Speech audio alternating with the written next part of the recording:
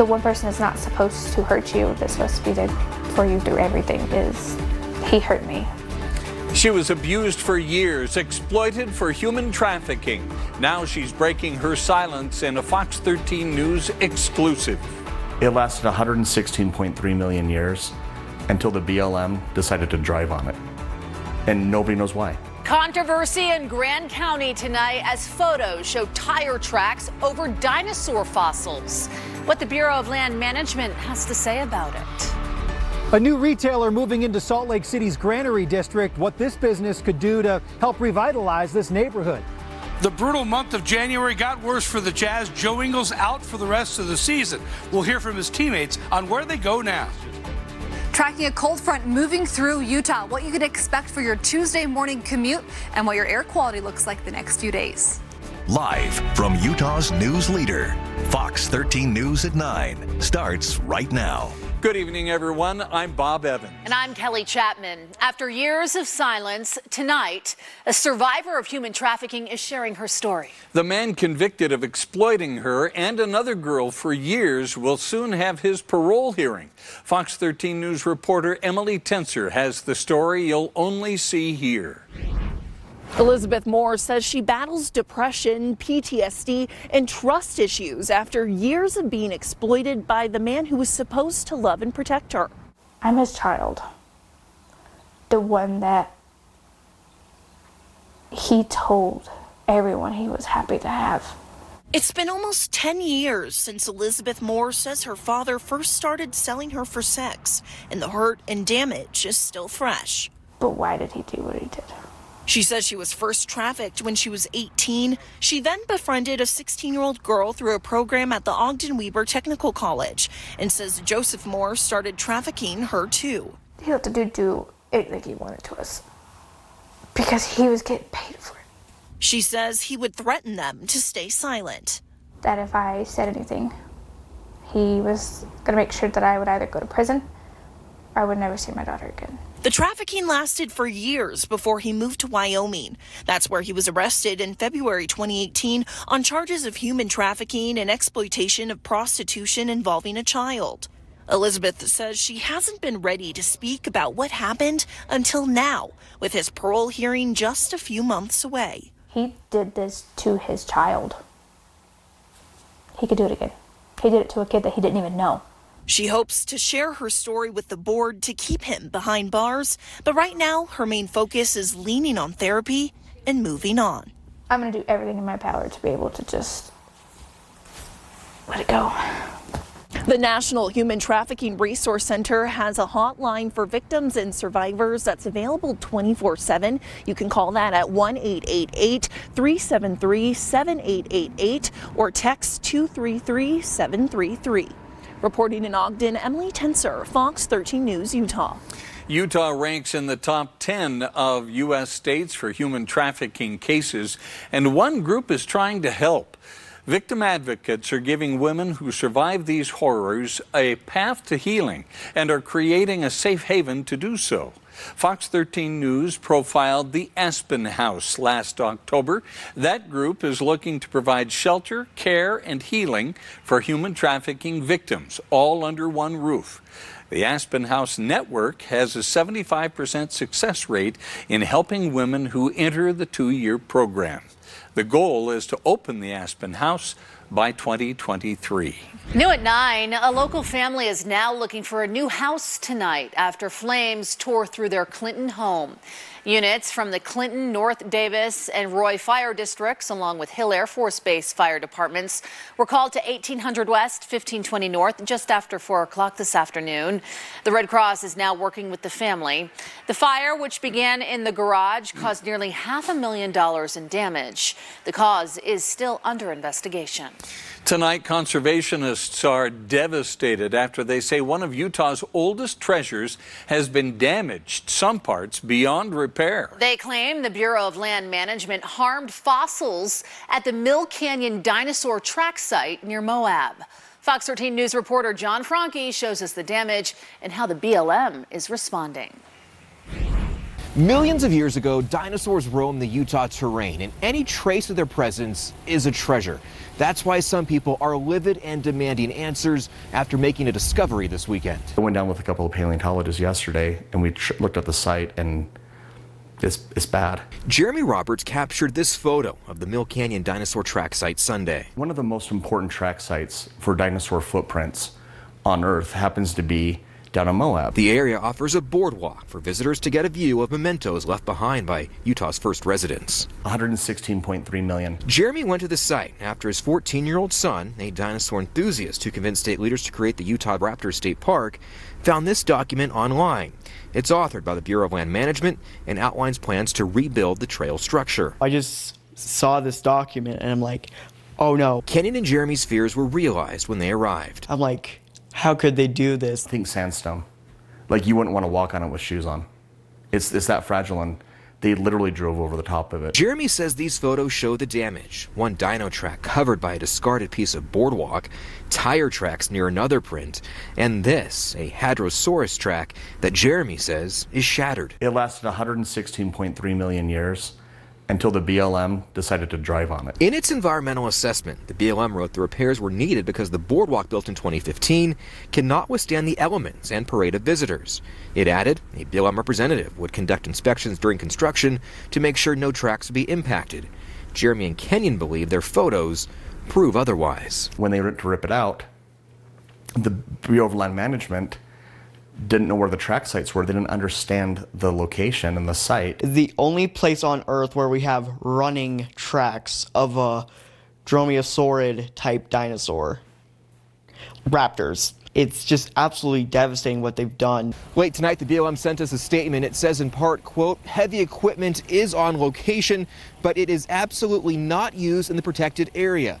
The Moab Field Office has completed a National Environmental Policy Act analysis for this project, and work is being conducted in accordance with that decision. When work resumes, it will continue to protect the natural resources. We will post their complete statements on our website. In Salt Lake County tonight, John Franke, Fox 13 News, Utah.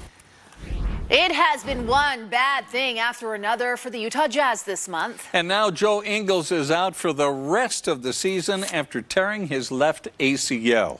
Ingles went down screaming in pain after his knee buckled in the second quarter last night against the Minnesota Timberwolves. Surgery will take place in the coming weeks. Well, Fox 13 News spoke with Dr. Michael Holstrom, an orthopedic surgeon with Intermountain Healthcare, who explained what goes into the recovery process for an ACL tear.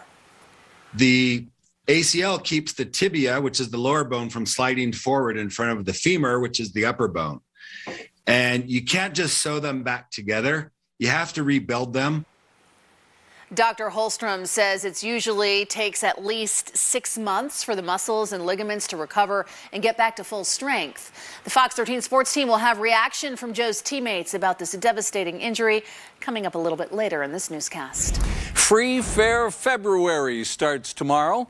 For the entire month, you can ride all UTA services for free. The whole thing is meant to improve air quality. UTA figures with more people on public transportation, there are fewer cars on the road and less pollution.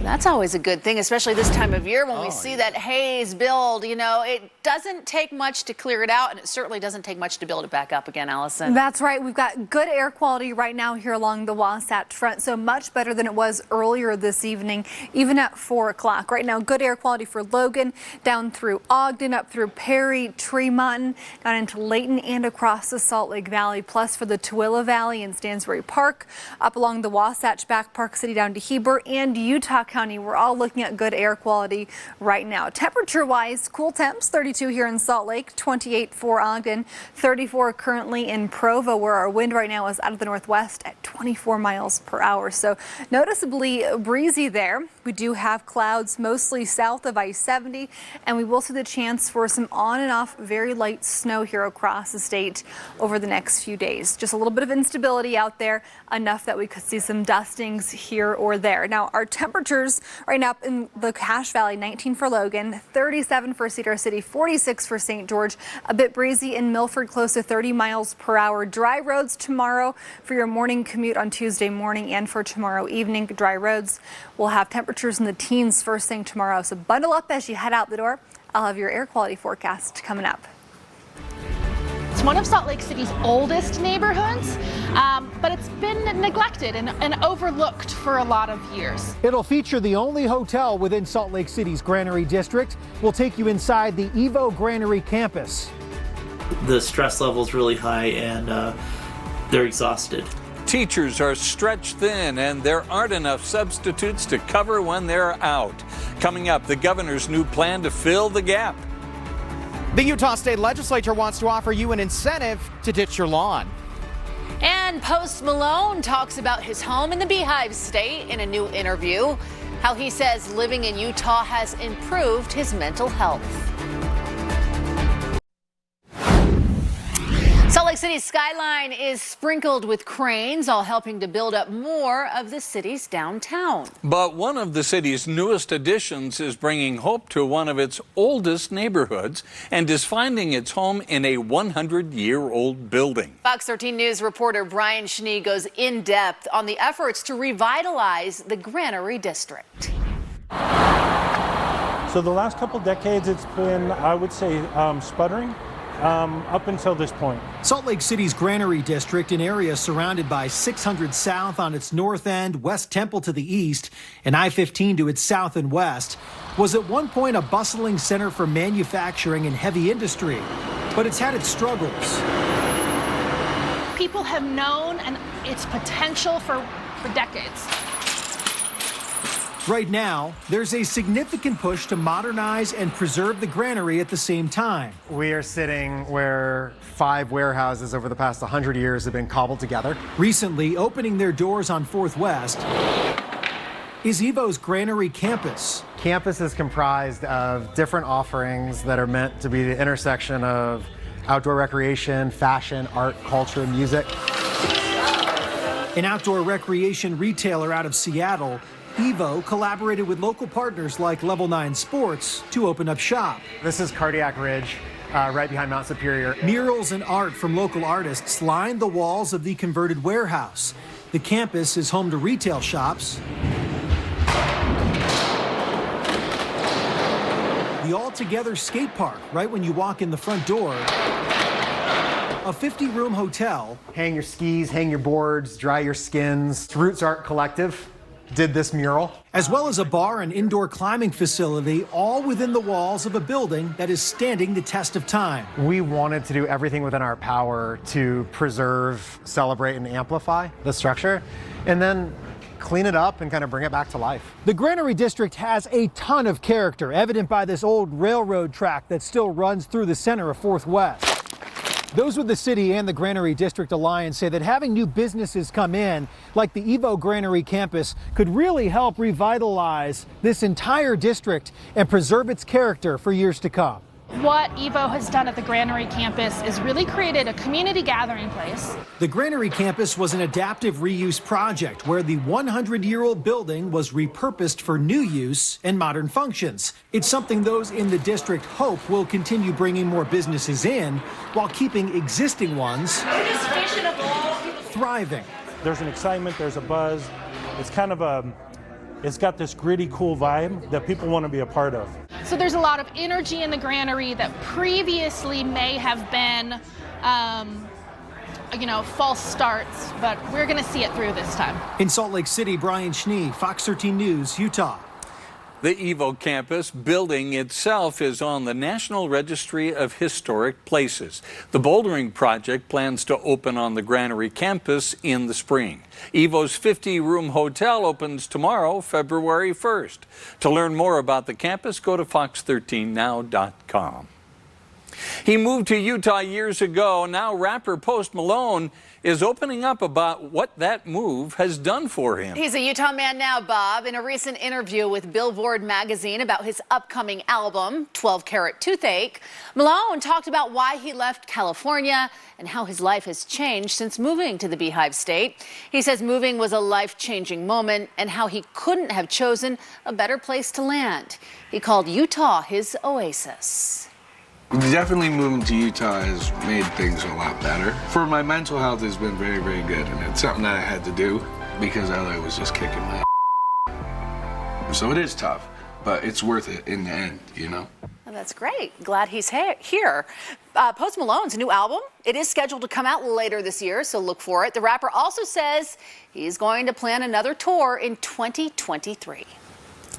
Talking about the weather now, take a look at this hazy sky from this afternoon. This is a time lapse captured from our Oquirrh Mountain camera, and you can see those high clouds come down. Yeah, and the haze builds up, the sun comes down, the clouds come by. And look at that. Well, we're at the top of the loop again. I love these time-lapse videos. However, when we're showing the pollution building up over the valley, not so good, Allison. Well, hey, speaking of the clouds on our Facebook group, this is a more beautiful picture of some clouds. These coming in near the Idaho border. This picture from Marsha, excuse me, and these are some lenticular clouds. They often form over mountains. They kind of look like UFOs. Stunning pictures coming in of these formations. This one from Carrie posted on our Facebook group as well. So I'll step out of the way so you can see how those looked once they were formed. And these often do form in the winter months when we've got some of that strong wind aloft. So beautiful pictures coming in. Again, you can join our Utah's Weather Authority Facebook group. We have daily weather discussions happening all day, every day from all of our teams of meteorologists here at Fox 13. But temperatures right now around freezing for Salt Lake, 28 for Ogden, 28 for Brigham City, 19 for Logan, 28 for Twilla right now. So what you need to know is it's going to be very cold when you wake up tomorrow morning thanks to a cold front moving across Utah. So 46 right now for St. George. Tomorrow morning when you wake up, close to 20 degrees here in Salt Lake with partly cloudy sky. We could drop into the teens briefly overnight, but mostly going to be close to 20 when you first wake up. And it's also quite breezy right now in Provo. Our wind is sustained about 25 miles per hour. So dress even warmer as you head out the door if you have to run any errands tonight, pick somebody up from somebody's house or work. You're going to have some very cool temps. So clouds right now near the Arizona border, chances for some very light precipitation at times over the next few days. We had a few flurries this afternoon, again near the Idaho border. So what you can expect for the next few days, we could see a few flurries at times, nothing significant in the forecast, just some cold temperatures for you and some better air. 32 right now in Salt Lake, feels like 27 with some wind right now, about 5 miles per hour here across the Salt Lake Valley. Gorgeous view from our Deer Valley Bald Mountain camera facing out towards the reservoir right there, the Jordanelle, and then we've got the Uintas off in the distance. Really nice night, but just cold out there here across the state. So our temperatures right now about 30 degrees for many of us, and by 7 a.m. will be about 10 to 15 degrees cooler out there. So close to 10 degrees in Logan tomorrow morning. Salt Lake will be that cold in a couple of nights, but tomorrow morning close to 20 for Ogden, Salt Lake, and Provo at 7 a.m. Then by tomorrow at 3 o'clock, we're right around freezing here along the Wasatch Front, so we are hardly warming up tomorrow. We'll be about where we are right now for a high tomorrow afternoon. St. George, low 50s with mostly cloudy sky. Couple of things to point out. If you've got travel through the middle part of the country over the next few days, we've got a massive snowstorm impacting Colorado, Kansas, Missouri, Illinois, up to Iowa. So we've got a big snowstorm off to our east here over the next few days. Here out west, we've got sunshine in 40s for St. George Wednesday, Thursday, but tomorrow you'll have 53 for a high with morning clouds. A little bit more sunshine coming out during the afternoon hours. So Wasatch Front, low 30s the next couple of days with a few chances for snow. Some very cold mornings. I'll let you know when we could see that chance for snow coming up. Thanks, Allison. Still ahead, Russia is accusing the United States of trying to provoke war between Russia and Ukraine.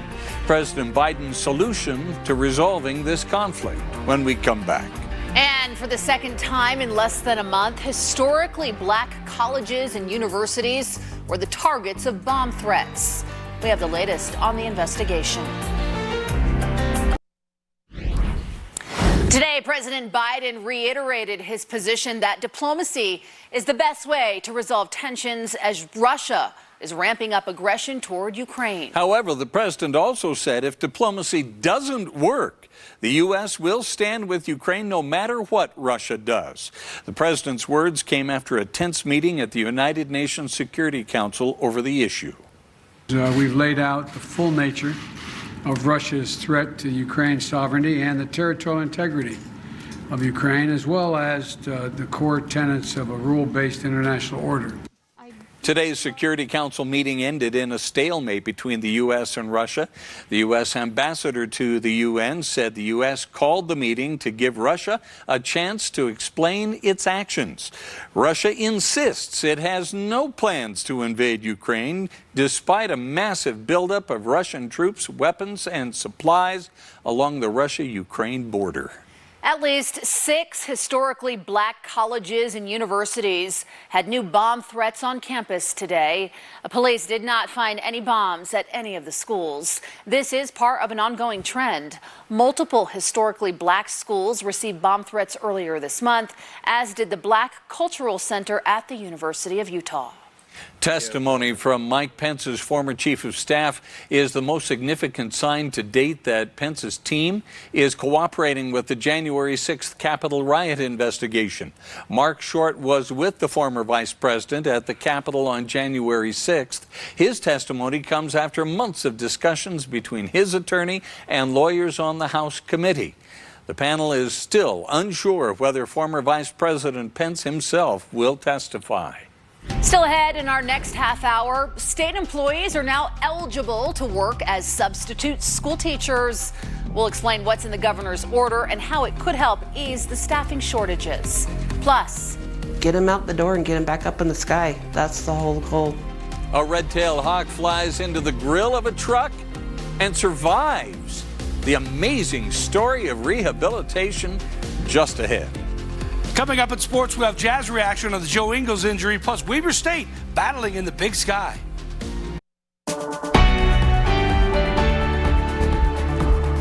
Utah Governor Spencer Cox issued an executive order today that will allow state employees to act as substitute teachers. Fox 13 News reporter Chris Arnold shows us how this will help staffing shortages happening all around the state. 22,000 state employees will now be eligible to step foot in a classroom and teach students across the state.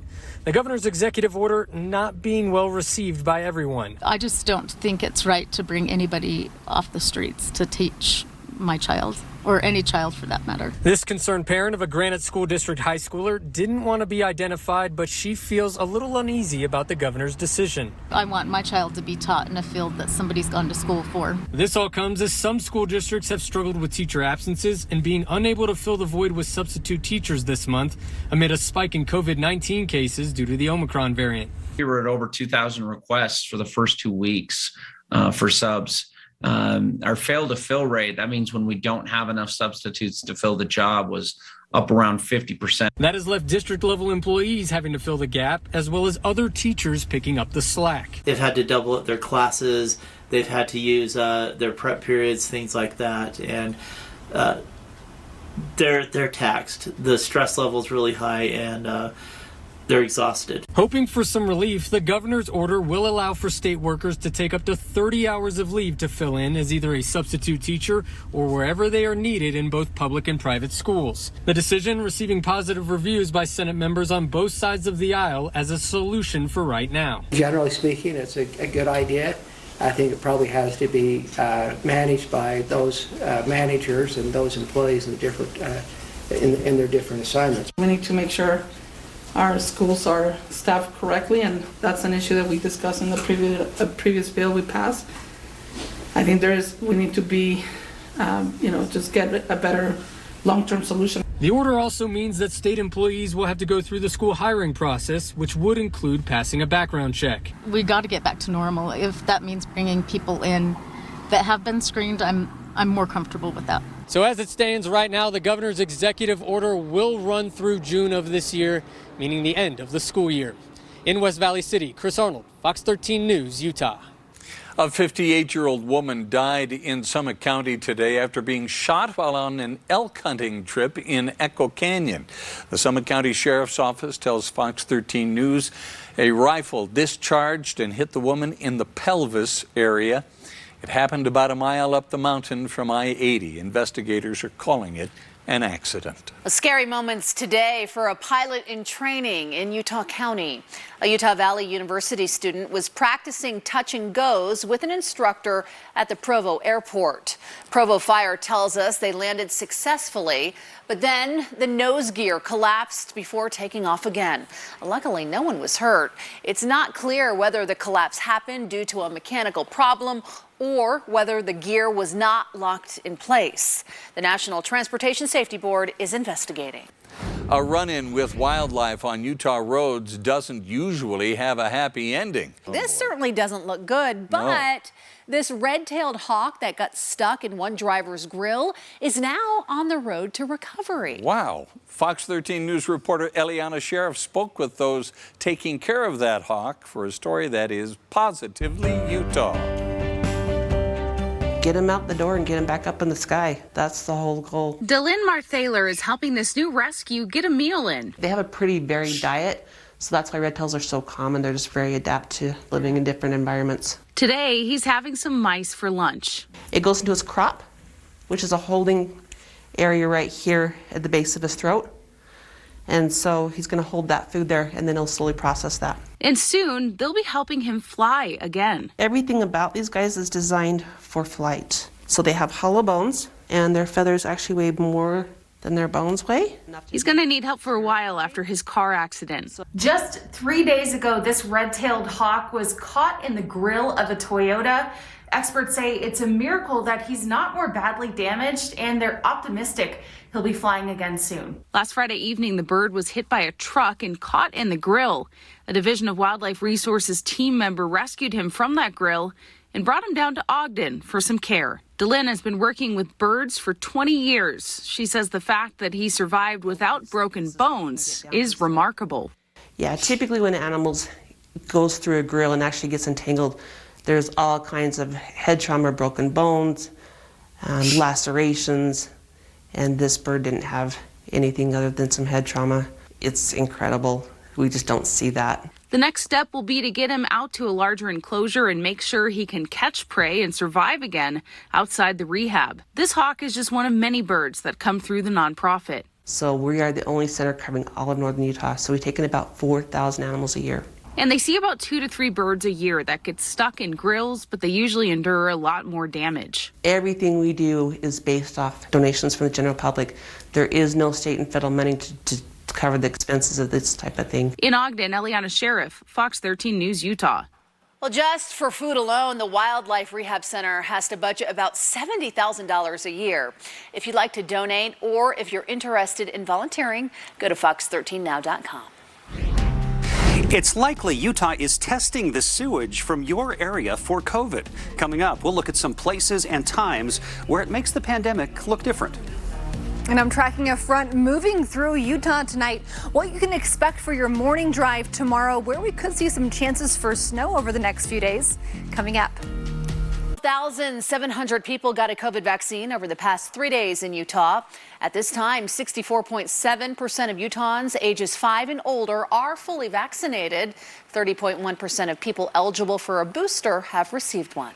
The 7-day average for new COVID-19 cases continues to decline. 10,272 people tested positive over the past 3 days. About 23,500 people were tested over the weekend, Kelly. Well, you now have 2 more options to get tested for COVID-19. The state health department has opened 2 more mass testing sites. One is at the University of Utah tailgate parking lot. The other is at Utah Valley University parking lot 10. Each can test up to 1,200 people a day. These additional sites were made possible through a federal program called Increasing Community Access to Testing. For more details, go to fox13now.com. Now to another kind of COVID testing. The Utah Department of Environmental Quality takes samples from sewage flowing into 42 treatment plants around the state. Going in depth tonight, Fox 13's Max Roth takes a look at how those results show when COVID is lurking undetected. Looking at sewage does not give us a COVID case count or a sense of how sick anyone is, but it can show when COVID sneaks into an area in people who don't have symptoms or who are traveling through. From the DEQ's sewage monitoring site, we'll start with a look at tourist towns. Here's Park City. On the right, every one of these charts, you'll see the Omicron surge. But what we're looking for are earlier spikes where sewage turned up COVID without a big spike in reported cases. Look to the left of this chart. December 29th of 2020. Winter break in a packed ski town. And now in Moab, where sewage detected a spike in COVID without a case spike, November 4th of 2021. Not so cut and dried as Park City, but Moab did see their folk festival and folk camp return in person with as many as 1,000 attendees. In Vernal, a peak of COVID in sewage on July 19th, 2021. A lot of COVID there, but no big locally reported case increase. Now that was just after Vernal hosted the Dinosaur Roundup. That's their PRCA professional rodeo. In other places, wastewater tests seem to spike when you would expect young people to gather, get infected, but possibly remain asymptomatic. In Cedar City, a wastewater spike on October 7th, 2021. Classes at Southern Utah University started on September 8th, 1 month earlier. And in St. George, a sewage spike 3 weeks earlier than they saw in Cedar City. It was on September 16th. And classes at Dixie State University began earlier as well, August 23rd. Plus, Washington County Schools started classes on August 12th. The Utah Department of Environmental Quality keeps records of sewage testing that is publicly available online. Those charts are measuring how many genetically distinct positive samples are there from a particular area. In other words, not a case count, but they show at times there's a lot more of the virus around us than there are people feeling sick and getting tested. In the newsroom, Max Roth, Fox 13 News, Utah. Lawmakers advance a bill to pay you to dump your lawn. Coming up in sports, the hottest college basketball team in Utah is Weber State. They're rolling again tonight, and the Jazz trying to get over losing a teammate to a season-ending injury while trying to focus on turning things around. We'll hear from the Jazz on the injury to Joe Ingles. Legislation might focus people's minds, but another summer like last summer is really, really going to focus people's minds. The Utah legislature is taking aim at your lawn, all to save water. 2 bills are being pushed on Utah's Capitol Hill to offer you an incentive to get rid of your lawn and ban cities and homeowners associations from requiring a lush green lawn. And that is a lot of work. Fox 13 News reporter Ben Winslow has the story from Utah's Capitol Hill. 121 water conservation modifications, please say aye. Aye. A House committee voted unanimously to support Representative Robert Spenlove's bill offering incentives for people to ditch their lawns for water-wise xeriscaping and other landscaping options. Encouraging people to remove that non-functioning grass. He's proposing the state spend up to $5 million on incentives to persuade people to get rid of park strips and places where turf isn't used. Not only is our state in a severe drought, but we're also facing dramatic population increase. And my thought is the best way that we can be encouraging people to be water-wise is to set the example. Representative Spenlove's bill also requires state government to cut its water use by 25%. That means facilities like Capitol Hill here, the lawn's going to have to go a little more brown. I just don't want us to have unintended consequences to our environment by saying grass is bad, let's take all the grass out and put rocks in or something. It's those extra areas, those non-functioning turf that we're really trying to address. The bill is one in a series aimed at consumer use of water with an eye toward conservation. A pending bill bans cities and HOAs from requiring only lush green lawns. There's also bills to expand secondary water metering, which tracks how much outdoor watering you do, offer incentives for agriculture users to switch to water-saving technology, and lease water rights to get more into the Great Salt Lake. My bill just says we should no longer have any governmental entities in Utah forcing a property owner to put in lawn. Representative Ray Ward's bill takes aim at cities and HOAs that still require lawns. It forces them to allow xeriscaping or other options. So I hope everybody is thinking about ways to move, more and more in this direction. Both cities and homeowners associations and individual property owners, all of us need to be figuring out how we do this better so that we can still have some water left for growth, and some water left so that we still have the lake. On the Hill, Ben Winslow, Fox 13 News, Utah. And those are not the only bills being proposed on turf in the legislature. Late this afternoon, Ogden Representative Ryan Wilcox filed a block to prohibit government or private entities from banning water-wise landscaping. That is on my list this year. I want to make my yard more water-friendly in our state, especially with just the circumstances we've had the last few summers. Now, beautiful sunset tonight. Switching gears here now on our Facebook group. Vicky posted this sunset in Kearns. I told her it was magical. So thank you so much for posting that. We have some better air quality on the way. Tuesday, tomorrow, voluntary action with moderate air in the forecast for Salt Lake County. And by Wednesday, the forecast calls for good air quality with unrestricted action. Cold front moves through the state tonight, so we have much colder temperatures the next few afternoons. We have mostly clear sky right now from Brigham City down through Ogden, Layton, Magna, Tooele, Cedar Fort, down through Harriman, Sandy, Draper, Cottonwood Heights, Lehigh, Alpine, Provo, up into the mountains. We do have mostly clear sky right now, and then across southern Utah, once you get down towards I-70, but Richfield down through Milford, that's where we have more clouds into southern Utah and northern Arizona. Let's talk about our temperatures overnight and into tomorrow morning. By 8 o'clock, we'll be close to 20 degrees for Salt Lake, for Provo, and for Ogden. We'll wake up with partly cloudy sky here along the Wasatch Front, and then we'll have mostly cloudy sky in the southern half of the state, basically from about Price south, and then we'll have the chance for a few areas of light rain, maybe a little bit of light snow towards the Arizona border first thing tomorrow morning. And then as we look at tomorrow afternoon, we'll still have some instability. We'll have another shot of cold air tomorrow night. And because of that instability tomorrow evening, we could see a few more isolated showers possible, but nothing major. 3 o'clock, we're right around freezing here along the Wasatch Front. St. George, your low 50s for your Tuesday, and then for Wednesday, Thursday, you're in the 40s with sunshine. Overnight temps close to 20 to 30 degrees over the next few nights. This upcoming weekend, close to 50 degrees here along the Wasatch Front in your super 7-day forecast. By Wednesday, we'll have partly cloudy sky, and as I mentioned, that additional instability. Could see a few isolated showers here across the state in the form of snow throughout the day on Wednesday.